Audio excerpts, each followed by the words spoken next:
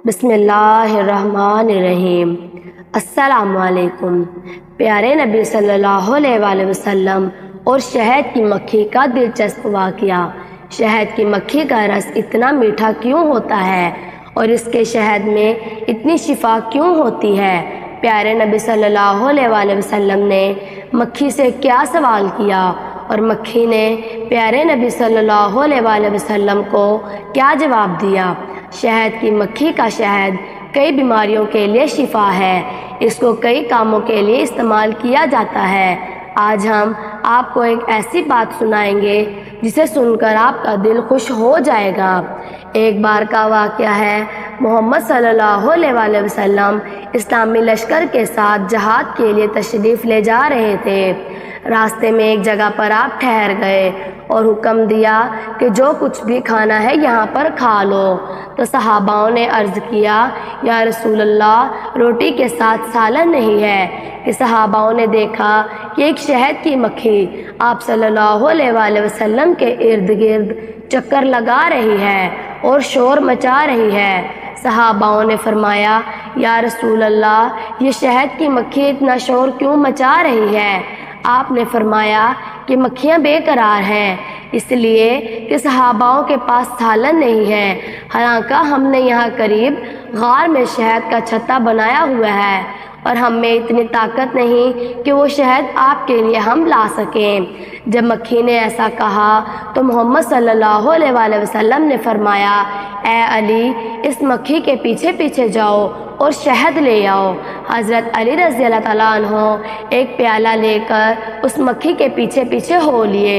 وہ مکھی اڑتی ہوئی ایک غار میں پہنچ گئی جس غار میں ان مکھیوں نے شہد جمع کر رکھا تھا۔ حضرت علی رضی اللہ تعالیٰ عنہ جب اس غار میں پہنچے تو آپ نے شہد دیکھا۔ آپ نے شہد کا چھتا نچوڑ کر پیالے میں ڈال لیا اور حضرت علی رضی اللہ تعالیٰ عنہ دربار رسالت میں تشریف لے آئے تو پیارے نبی صلی اللہ علیہ وآلہ وسلم نے وہ شہد تمام صحاباؤں میں تقسیم کر دیا۔ جب تمام صحابہ کھانا کھانے لگے تو وہ مکھی پھر سے آ گئی اور بھن بھنانا شروع کر دیا۔ صحاباؤں نے عرض کیا، یا رسول اللہ صلی اللہ علیہ وآلہ وسلم، مکھی پھر سے شور کر رہی ہے۔ کہ نبی صلی اللہ علیہ وآلہ وسلم نے فرمایا کہ میں نے ایک مکھی سے سوال کیا ہے اور مکھی اس کا جواب دے رہی ہے۔ آپ نے فرمایا کہ میں نے مکھی سے سوال کیا کہ تمہاری خوراک کیا ہے؟ تو مکھی نے فرمایا کہ ہم پھولوں کو چوستے ہیں، وہ ہماری خوراک ہے۔ پیارے نبی صلی اللہ علیہ وآلہ وسلم نے فرمایا کہ پھول کڑوے ہوتے ہیں، پھیکے ہوتے ہیں اور بد ذائقہ بھی ہوتے ہیں، تو تیرے منہ میں جا کر شہد کیسے بن جاتے ہیں؟ تو مکھی نے جواب دیا، اے سرکار دو عالم صلی اللہ علیہ وآلہ وسلم، ہمارا ایک سردار ہے، جب ہم تمام مکھیاں پھولوں میں رس چوستی ہیں تو ہمارا امیر آپ پر درود پاک پڑھنا شروع کر دیتا ہے اور ہم تمام مکھیاں اپنے امیر کے ساتھ درود پاک پڑھتی ہیں۔ جب ہم درود پاک پڑھ لیتی ہیں تو وہ کڑوے پھول، پھیکے پھول، رس میٹھا ہو جاتا ہے اور اس درود کی برکت اور رحمت کی وجہ سے وہ شہد بن جاتا ہے۔ اللہ تبارک و تعالیٰ فرماتے ہیں کہ جو شخص ایک بار نبی صلی اللہ علیہ وآلہ وسلم پر درود بھیجتا ہے میں اس پر 10 مرتبہ رحمتیں بھیجتا ہوں۔ کہا جاتا ہے کہ آدھا کلو شہد بنانے کے لیے مکھیوں کو 20 لاکھ پھولوں کا رس چوسنا پڑتا ہے اور اسی مقصد کے لیے ان مکھیوں کو ہزاروں میلوں کا سفر طے کرنا پڑتا ہے۔ ہر شہد کے چھتے میں ایک ملکہ مکھی ہوتی ہے۔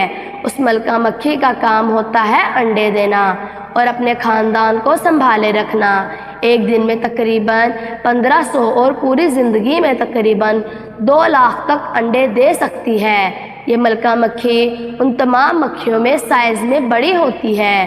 ان مکھیوں کی زبان میں اللہ تبارک و تعالیٰ نے ایسی قوت عطا کی ہے کہ یہ مکھی ایک پھول 2 پھول نہیں بلکہ 100 پھولوں کا رس چوس لیتی ہیں اور اپنے زبان میں ہی رکھتی ہیں، پھر شہد کے چھتے میں آ کر اس رس کو ڈال دیتی ہیں۔ حضرت ابو ہریرہ رضی اللہ تعالیٰ عنہ سے روایت ہے کہ محمد صلی اللہ علیہ وآلہ وسلم ارشاد فرماتے ہیں کہ جو شخص ہر مہینے صبح میں شہد چاٹے تو اس کو کوئی بھی بڑی مصیبت نہیں آئے گی۔ ایک بار ایک شخص پیارے نبی صلی اللہ علیہ وآلہ وسلم کے پاس تشریف لایا اور کہنے لگا کہ میرا بھائی پیٹ کی بیماری میں مبتلا ہو گیا ہے۔ پیارے نبی صلی اللہ علیہ وآلہ وسلم نے فرمایا کہ اسے شہد چٹاؤ۔ وہ دوسری بار پھر آیا اور اس نے یہی کہا۔ آپ صلی اللہ علیہ وآلہ وسلم نے دوسری بار بھی شہد کا کہا۔ تیسری بار پھر آیا تو پیارے نبی صلی اللہ علیہ وآلہ وسلم نے تیسری بار بھی شہد چٹانے کو کہا۔